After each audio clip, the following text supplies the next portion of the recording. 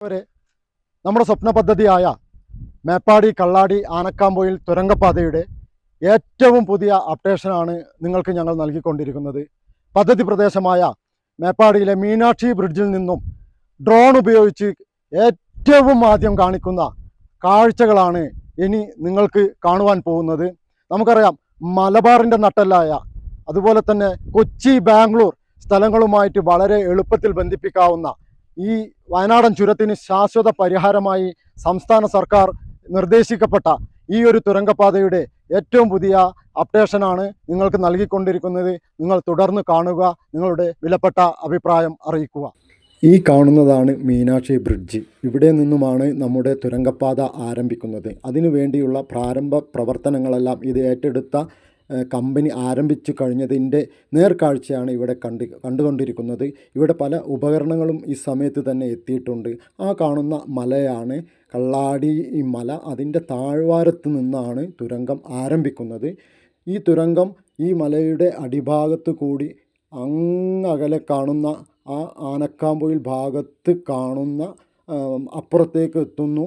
അത് ഈ ഭാഗത്തിൻ്റെ അടിയിലൂടെയാണ്. അതുപോലെ തന്നെ ഇവിടെ ഈ കമ്പനി ഹിറ്റാച്ചിയും മറ്റു ഉപകരണങ്ങൾ കൊണ്ടും ഈ പ്രാരംഭ പ്രവർത്തനങ്ങൾക്ക് വേണ്ടിയുള്ള എല്ലാവിധ സംവിധാനങ്ങളും ഒരുക്കങ്ങളും നടത്തി ഈ മീനാക്ഷി ബ്രിഡ്ജിൽ നിന്നും കാണുന്ന അതിമനോഹരമായ കാഴ്ചയാണ് ഇപ്പം നമ്മൾ കണ്ടുകൊണ്ടിരിക്കുന്നത്. അതുപോലെ തന്നെ ഈ ഹിറ്റാച്ചി ഉപയോഗിച്ച് ഉണ്ടാക്കിയ റോഡും മറ്റ് അനുബന്ധ പ്രവർത്തനങ്ങളും എല്ലാം വളരെ ഭംഗിയായിട്ട് തന്നെ നമുക്കിവിടെ ഇതിൻ്റെ പ്രാരംഭ പ്രവർത്തനങ്ങളുമായി ബന്ധപ്പെട്ട് വന്ന് നോക്കുമ്പോൾ നമുക്ക് കാണാൻ കഴിയുന്നുണ്ട്. എന്തായാലും ഈ അതിമനോഹരമായ ടണൽ അത് നമുക്ക് വരട്ടെ എന്ന് വളരെ ആത്മാർത്ഥമായി പ്രാർത്ഥിക്കാം. അതുപോലെ തന്നെ ഏറ്റവും ഉയരത്തിൽ നിന്നുള്ള ഒരു വ്യൂ ആണ്.